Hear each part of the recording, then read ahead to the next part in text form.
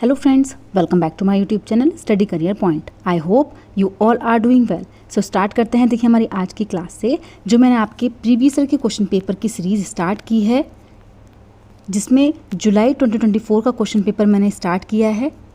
अब देखिए इस क्वेश्चन पेपर के 40 क्वेश्चंस हो चुके हैं आपके, और जो 20 क्वेश्चंस बचे हैं वो आज की क्लास में मैं कंप्लीट करा दूंगी। ठीक है, तो जो जुलाई 2024 का क्वेश्चन पेपर है वो आज आपका कंप्लीट हो जाएगा। कल से आपका न्यू जो क्वेश्चन पेपर है वो स्टार्ट होगा। इसके अलावा देखिए अगर हम बात करें तो जो आपकी हिस्ट्री और ज्योग्राफी की थ्योरी क्लासेस जो हैं एनसीईआरटी के नोट्स की, देखिए हिस्ट्री की और ज्योग्राफी की क्लासेस चल रही हैं मेरे चैनल पर,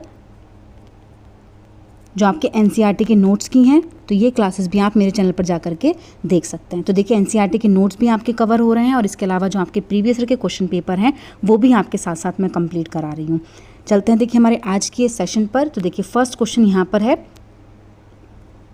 देखिए फर्स्ट क्वेश्चन है, नीचे दिए गए कॉलमों का मिलान करें तथा उपयुक्त विकल्प चुनें। देखिए 70 क्वेश्चन तक मैं आपको करा चुकी थी, आज 71 क्वेश्चन यहाँ पर आपका होगा। ठीक है, तो देखिए आकलन के संकेतक हैं यहाँ पर, और दूसरी हैं उनकी योग्यताएं या फिर क्षमताएं। तो देखिए आकलन के जो संकेतक है वो कौन कौन से हैं। फर्स्ट आता है आपका चर्चा, डिस्कशन, बी है अवलोकन, सी है नियामक सरोकार, और डी है स्पष्टीकरण। तो देखिए कौन सा जो है वो किससे मिलान करता है वो यहाँ पर देखना है। तो देखिए फर्स्ट आता है चर्चा। तो देखिए चर्चा का मिलान हम किससे करेंगे। तो चर्चा कब होती है, जब हम क्या करते हैं, सुनना, राय व्यक्त करना या फिर दूसरों से पता लगाना, वो क्या होती है, वो डिस्कशन होता है, चर्चा होती है। तो यहाँ पर जो फर्स्ट है वो किससे मैच हो जाएगा, तो जो फर्स्ट है आपका वो किससे मैच होगा, वो हो जाएगा आपका 4th पॉइंट से।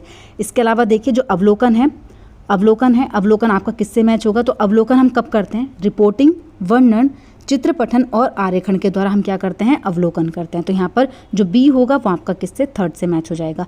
इसके अलावा देखिए नियामक सरोकार जो है वो क्या होता है। तो देखिए यहाँ पर भिन्न क्षमता के प्रति संवेदनशीलता, पर्यावरण के प्रति चिंता प्रदर्शित करना क्या होगा, आपका नियामक सरोकार होगा।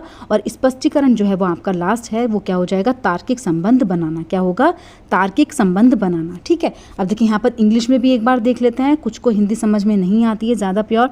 देखिए डिस्कशन को हम किससे हमने मैच किया है, तो डिस्कशन को किया है listening, expressing opinions and finding out from others. ठीक है, इसके अलावा देखिए ऑब्जर्वेशन की अगर हम बात करें तो ऑब्जर्वेशन किस चीज़ों से होती है, तो ऑब्जर्वेशन होती है रिपोर्ट से होती है, नैरेटिंग से होती है, पिक्चर रीडिंग से होती है, ड्राइंग से होती है। इसके अलावा देखिए जो नॉर्मेटिव कंसर्न है, नॉर्मेटिव कंसर्न जो है वो किसकी वजह से होती है, देखिए sensitivity towards differently abled showing concern for environment. और लास्ट है एक्सप्लेनेशन। तो देखिए एक्सप्लेनेशन कब होगा, मेकिंग लॉजिकल कनेक्शंस। क्या होंगे, मेकिंग लॉजिकल कनेक्शंस। तो देखिए यहाँ पर आपको पता चल गया होगा कि कौन सा आपका जो मिलान है वो बिल्कुल सही है। तो देखिए ऑप्शन नंबर 1 जो हो जाएगा, जो पॉइंट नंबर 1 है वो आपका बिल्कुल सही है, जो आपका करेक्टली मैच्ड है। ठीक है, चलते हैं देखिए नेक्स्ट क्वेश्चन पर। देखिए नेक्स्ट क्वेश्चन यहाँ पर है, लता सुबह 5 बजे चाय बेचती है, इसके बाद वह बहुत दूर कुएं से पानी ढोकर लाती है, घर पहुंचने के बाद वह खाना बनाती है, कपड़े धोती है, घर की सफाई करती है, झाड़ू पोंछा करती है, उसके पश्चात वह अपनी चाय की दुकान के लिए सामान खरीद कर लाती है। इन सब कार्य को क्या कहा जा सकता है, देखभाल कार्य कहेंगे, दोहरा बोझ कहेंगे, गृह कार्य कहेंगे, फिर भुगतान कार्य कहेंगे। तो देखिए कौन सा पॉइंट है जो यहाँ पर आपका सही हो जाएगा। तो देखिए जब हम बात करते हैं किसी लेडी की कि वो घर के बाहर भी काम कर रही है और घर के अंदर भी काम कर रही है, तो वो क्या हो जाता है, वो दोहरा बोझ हो जाता है, डबल बर्डन जिसको बोला जाता है। तो यहाँ पर ऑप्शन नंबर 2 जो है वो आपका बिल्कुल सही हो जाएगा। चलते हैं देखिए नेक्स्ट क्वेश्चन पर। देखिए नेक्स्ट क्वेश्चन यहाँ पर है, सामाजिक विज्ञान के मूल्यांकन रूपरेखा के निर्माण में शिक्षकों की भागीदारी महत्वपूर्ण मानी जाती है, क्यों। तो देखिए फर्स्ट पॉइंट यहाँ पर है, समसामयिक घटनाओं और प्रचलित परिवर्तनों को समाकलित करने के लिए, या फिर पाठ्यचर्या और मूल्यांकन को केवल विषय केंद्रित बनाने या फिर पाठ्यचर्या के दायरे को सीमित करने के लिए, केवल शिक्षकों को एक संसाधन के रूप में इस्तेमाल कर समय, श्रम और धन की बचत करने के लिए, या फिर शिक्षक के अनुभवों के इस्तेमाल के द्वारा शिक्षकों के स्तर के अनुरूप आवश्यक परिवर्तन करने के लिए। तो देखिए कौन सा पॉइंट होगा जो यहाँ पर आपका करेक्ट है। अब देखिए अगर हम बात करें शिक्षक के अनुभवों के इस्तेमाल के द्वारा शिक्षकों के स्तर के अनुरूप आवश्यक परिवर्तन करने के लिए, तो देखिए ये आपका क्या हो जाएगा, यहाँ पर बिल्कुल गलत पॉइंट है। शिक्षकों के अनुभव के इस्तेमाल के द्वारा शिक्षकों के स्तर के अनुरूप आवश्यक परिवर्तन जो है वो क्या है, यहाँ पर गलत है। अब देखिए नेक्स्ट अगर हम देखें केवल शिक्षकों को एक संसाधन के रूप में, देखिए केवल, अगर जहाँ पर केवल वर्ड आता है वो पेडागोजी में क्या होता है आपका नेगेटिव होता है। केवल शिक्षकों को ही एक संसाधन के रूप में इस्तेमाल करके श्रम धन की बचत, देखिए बचत करने के लिए कोई काम नहीं किया जाता, तो ये पॉइंट भी आपका क्या हो जाएगा यहाँ पर गलत हो जाएगा। इसके अलावा बात करें देखिए पाठ्यचर्या और मूल्यांकन को केवल विषय केंद्रित बनाना, देखिए केवल विषय केंद्रित आपको नहीं बनाना है, जहाँ पर भी केवल आता है वो आपका क्या होता है नेगेटिव वर्ड होता है, ठीक है। तो यहाँ पर केवल विषय केंद्रित बनाएं, ये भी आपका क्या हो जाएगा गलत हो जाएगा। तो बी पॉइंट भी यहाँ पर क्या है गलत है। तो देखिए सिर्फ ए पॉइंट यहाँ पर बचता है जो आपका करेक्ट है, समसामयिक की घटनाओं और प्रचलित परिवर्तनों को समाकलित करने के लिए। तो केवल ए जो होगा वो आपका क्या हो जाएगा यहाँ पर बिल्कुल सही हो जाएगा, ठीक है। ऑप्शन नंबर 1 जो है यहाँ पर बिल्कुल सही है। चलते हैं देखिए नेक्स्ट क्वेश्चन पर। देखिए नेक्स्ट है अभिकथन ए और तर्क आर को पढ़िए और सही विकल्प का चयन कीजिए। देखिए अभिकथन ए आपको दिया गया है और तर्क दिया गया है। विद्यार्थियों को कक्षा में प्रश्न पूछने के लिए प्रोत्साहित किया जाना चाहिए, बिल्कुल सही है। यह अंतर्मुखी विद्यार्थियों को खुलने में सहायता करेगा, देखिए जो इंट्रोवर्ट होते हैं बच्चे उनको खुलने में मदद करेगा, ये पॉइंट भी आपका बिल्कुल सही है। देखिए दोनों ही पॉइंट यहाँ पर क्या हैं सही हैं और ए जो है वो आर की सही व्याख्या कर रहा है। ऑप्शन नंबर 1 जो है वो आपका यहाँ पर बिल्कुल सही हो जाएगा, ठीक है। ए और आर यहाँ पर क्या है दोनों ही सही हैं। चलते हैं देखिए नेक्स्ट क्वेश्चन पर। देखिए नेक्स्ट क्वेश्चन यहाँ पर है अभिकथन ए और कारण आर को सावधानीपूर्वक पढ़िए और निम्न में से सही विकल्प को चुनिए। देखिए अभिकथन ए आपको दिया गया है नैतिक मूल्य पढ़ाए भी जा सकते हैं, बिल्कुल सही है। नैतिक मूल्य जो है वो पढ़ाए भी जा सकते हैं, बिल्कुल सही है। कारण आर यहाँ पर दिया गया है सामाजिक विज्ञान वह विषय है जिसमें सभी आधारभूत मूल्य पढ़ाए जा सकते हैं। तो देखिए सामाजिक विज्ञान वह विषय जिसमें सभी आधारभूत मूल्य पढ़ाए जा सकते हैं, ये आपका यहाँ पर बिल्कुल गलत है, क्योंकि देखिए जो सामाजिक विज्ञान विषय है उसमें बहुत कई महत्वपूर्ण मूल्य हैं जो सिखाए जा सकते हैं, लेकिन यहाँ पर बोल रहे हैं कि सभी आधारभूत, तो ये यहाँ पर क्या हो जाएगा गलत हो जाएगा। देखिए कई महत्वपूर्ण मूल्य ऐसे होते हैं जैसे नागरिक उत्तरदायित्व, ठीक है, नागरिक उत्तरदायित्व बच्चों को पढ़ाए जा सकते हैं, ठीक है। इसके अलावा देखिए सामाजिक न्याय, सामाजिक न्याय की अगर हम बात करें, ठीक है, तो कुछ ऐसे हैं मूल्य जो पढ़ाए जा सकते हैं, लेकिन सभी कि अगर हम यहाँ पर बात करें तो सभी जो है वो यहाँ पर क्या हो जाएगा गलत हो जाएगा, ठीक है। तो देखिए ए तो यहाँ पर सही है लेकिन आर क्या हो जाएगा यहाँ पर गलत हो जाएगा। तो ऑप्शन नंबर 3 जो है वो यहाँ पर आपका बिल्कुल सही है। ए तो सही है लेकिन कारण आर क्या है गलत है। चलते हैं देखिए नेक्स्ट क्वेश्चन पर। देखिए नेक्स्ट क्वेश्चन है, देखिए कक्षा कक्ष की दीवारों पर भारतीय संविधान में उद्घृत मौलिक अधिकारों और कर्तव्यों को लिखा गया है कि यह बच्चों को मुख्यतः किसके द्वारा सिखाता है। तो देखिए किसके चीज़ के द्वारा सिखाता है, अवलोकन के द्वारा, कल्पना के द्वारा, याद करना या फिर तर्क निकालना। तो देखिए यहाँ पर कौन सा पॉइंट है जो आपका क्या होगा सही होगा। तो देखिए यहाँ पर जो चीज़ है वो क्या होगी आपकी ऑब्जर्वेशन, कौन सी चीज़ आपकी सही होगी तो वो है ऑब्जर्वेशन के द्वारा। तो यहाँ पर जो सबसे मेन चीज़ है कि जो मौलिक अधिकार हैं कर्तव्यों को लिखा गया है भारतीय संविधान में, यह बच्चों को ऑब्जर्वेशन के द्वारा क्या करता है सिखाता है, ठीक है। ना ही कल्पना के द्वारा सिखाते हैं, ना ही मेमोराइजेशन के याद रखने के, और ना ही तर्क करने के। किस चीज़ के, जब बच्चा ऑब्जर्व करेगा अवलोकन करेगा तो ही बच्चा क्या करेगा सीखेगा, ठीक है। तो यहाँ पर ऑप्शन नंबर 1 जो है वो बिल्कुल सही है। चलते हैं देखिए नेक्स्ट क्वेश्चन पर।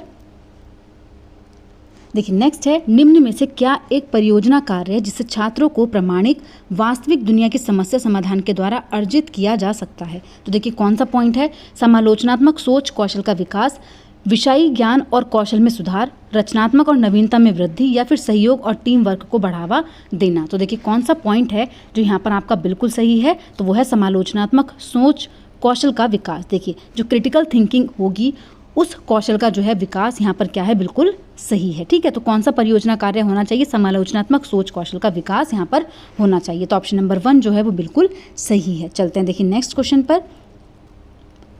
देखिए नेक्स्ट क्वेश्चन है सामाजिक विज्ञान में एक अच्छी तरह से तैयार किया हुआ पोर्टफोलियो को उद्देश्यपूर्ण व व्यवस्थित होना चाहिए, विद्यार्थी के नियमित कार्यों व गतिविधियों को दर्शाना चाहिए, मुख्यतः रिपोर्ट कार्ड बनाने पर केंद्रित होना चाहिए, या फिर विद्यार्थियों के कार्यों का लंबे समय का संग्रह इसमें होना चाहिए। तो देखिए जो पोर्टफोलियो होता है वो किस चीज़ में उद्देश्यपूर्ण और व्यवस्थित होना चाहिए, बिल्कुल सही है।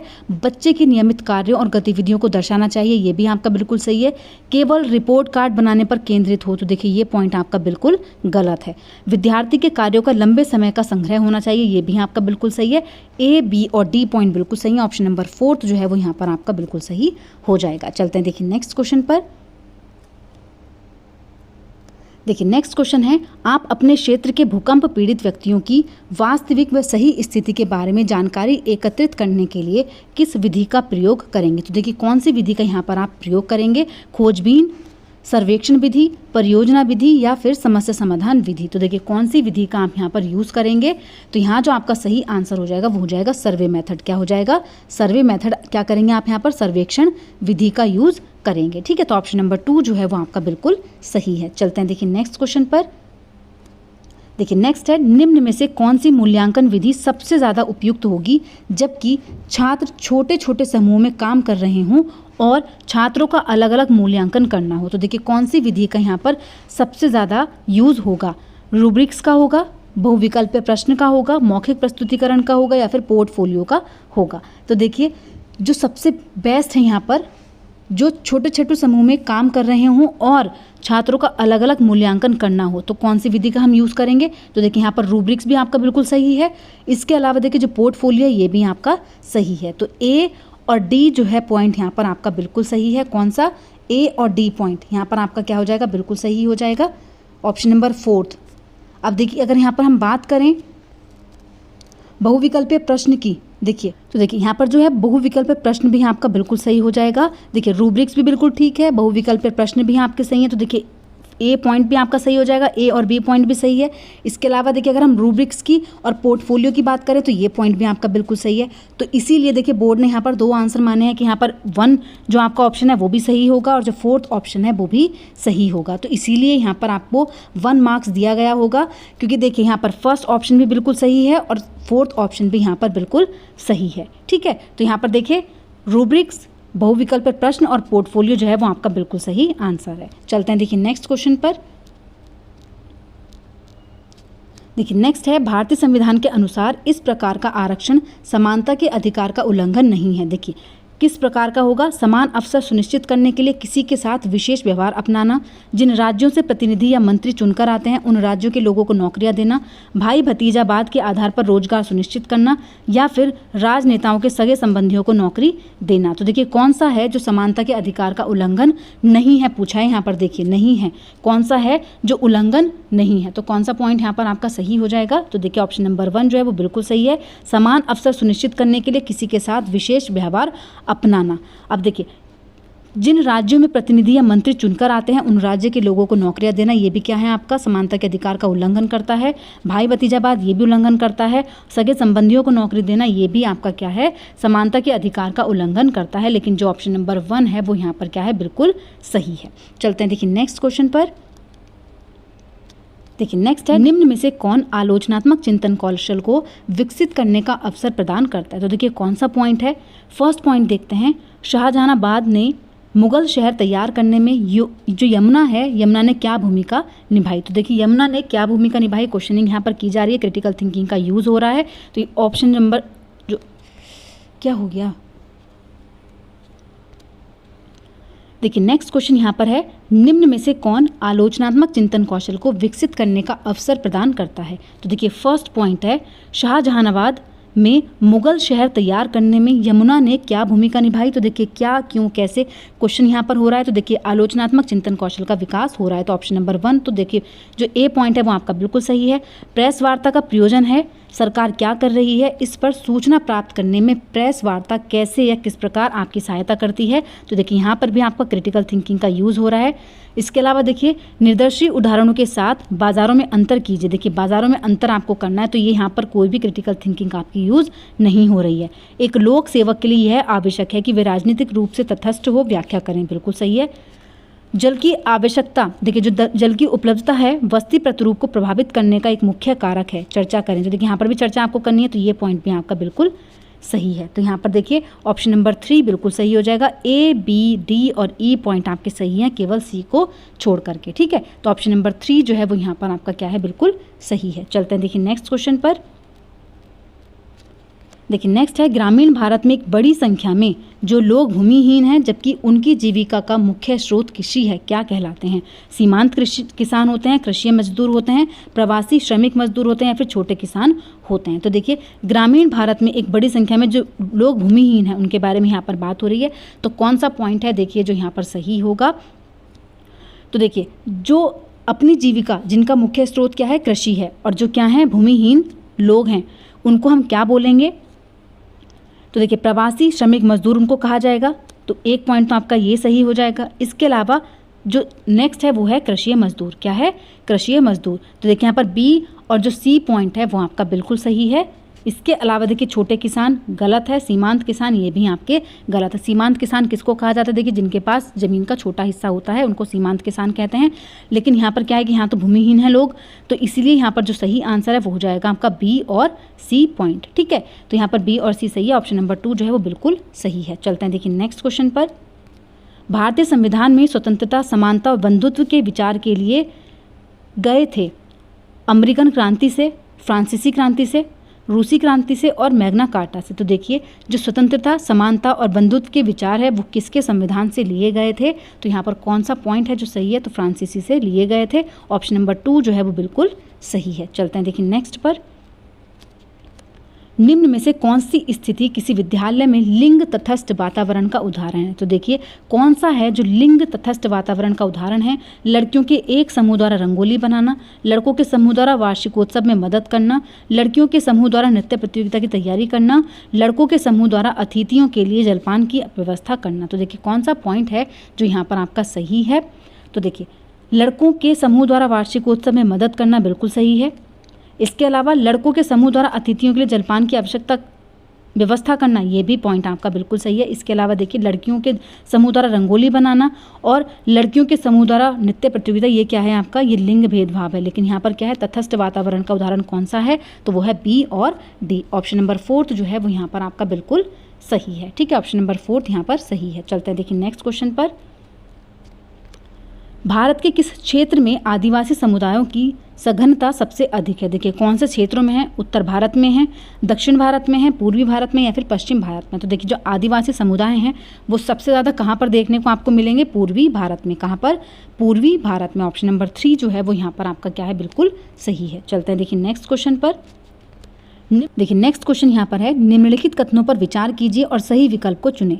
ए है ग्रामीण क्षेत्रों में गैर कृषि गतिविधियों में निवेश ग्रामीण शहरी पलायन को कम कर सकता है। देखिए बिल्कुल सही है। अगर हम गैर कृषि गतिविधियों में निवेश करें तो क्या होगा? जो पलायन है, जब लोग एक जगह से दूसरी जगह पलायन करते हैं तो उसमें क्या आएगी? कमी आएगी। तो ये कथन आपका बिल्कुल सही है। इसके अलावा देखिए कथन आर क्या कह रहा है? एक विशिष्ट मौसम के दौरान पलायन में वृद्धि होती है जब ग्रामीण क्षेत्रों में कोई कृषि गतिविधियां नहीं हो रही होती हैं। तो देखिए जब कोई कृषि गतिविधि नहीं होती हैं तो लोग क्या करते हैं? एक जगह से दूसरी जगह क्या करते हैं? पलायन करते हैं एक विशिष्ट मौसम में। तो ये पॉइंट भी आपका बिल्कुल सही है। फर्स्ट ऑप्शन सही हो जाएगा। यहाँ पर देखिए ए और आर दोनों सही हैं और ए जो है वो आर की सही व्याख्या कर रहा है, क्योंकि कुछ मौसम ऐसे होते हैं देखिए जहाँ पर कृषि गतिविधियाँ क्या हो जाती हैं? बंद हो जाती हैं। तो ऑप्शन नंबर 1 जो है वो क्या है? यहाँ पर बिल्कुल सही हो जाएगा। चलते हैं देखिए नेक्स्ट क्वेश्चन पर।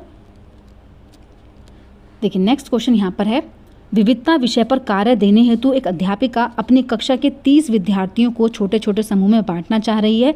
निम्न में से समूह निर्माण का कौन सा तरीका सबसे उचित होगा? तो देखिए विद्यार्थियों की सुविधा के अनुसार बांटें, आगे से पीछे के क्रम में बैठने के क्रम में के अनुसार बांटें, विद्यार्थियों के पिछली परीक्षा में आए अंकों के घटते क्रम में बांटें, या फिर विषम यादृच्छिक समूह जो किसी खेल पर आधारित हो। तो देखिए कौन सा पॉइंट यहाँ पर बिल्कुल सही है? तो ऑप्शन नंबर 4 जो है वो यहाँ पर आपका बिल्कुल सही। देखिए सब जगह भेदभाव हो रहा है, लेकिन यहाँ पर क्या है कि गेम के थ्रू आप क्या कर सकते हैं? उनको रैंडमली बांट सकते हैं। लेकिन विद्यार्थियों की सुविधा के अनुसार यहाँ पर गलत है, आगे से पीछे के क्रम में या फिर परीक्षा के अंक के अकॉर्डिंग आप यहाँ पर नहीं बांटेंगे। तो ऑप्शन नंबर 4 जो है वो बिल्कुल सही है। चलते हैं देखिए नेक्स्ट क्वेश्चन पर। देखिए नेक्स्ट क्वेश्चन यहाँ पर है, सामाजिक विज्ञान पाठ्यचर्या में अनेकत्व की संकल्पना को निम्न में से कौन सा कथन सटीकता से दर्शाता है? सही विकल्प का चयन कीजिए। देखिए किस चीज़ को? अनेकत्व की संकल्पना को।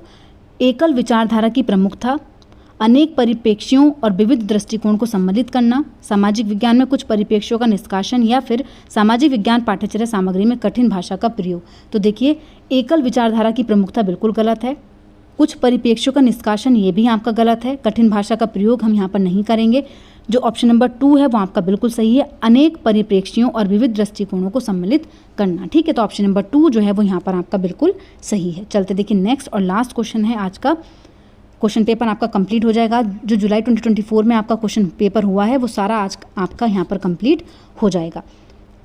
तो देखिए नेक्स्ट है, संविधान एक क्षेत्र में रहने वाले लोगों के बीच नागरिक नामक संबंध निर्धारित करता है और यह किस चीज़ को भी निर्धारित करता है? लोगों और कंपनियों के बीच संबंध को, पड़ोसी देशों के बीच संबंध को, लोगों और सरकार के बीच संबंध को, या फिर पड़ोसी देशों और सरकार के बीच संबंध को। तो देखिए कौन सा पॉइंट है जो यहाँ पर सही है? तो देखिए जो संविधान है वो एक क्षेत्र में रहने वाले लोगों के बीच नागरिक संबंध, लोगों और सरकार के बीच जो संबंध है उसको निर्धारित करता है। ठीक है, तो यहाँ पर ऑप्शन नंबर 3 जो है वो बिल्कुल सही है, लोगों को और सरकार के बीच जो संबंध है उसको निर्धारित करता है।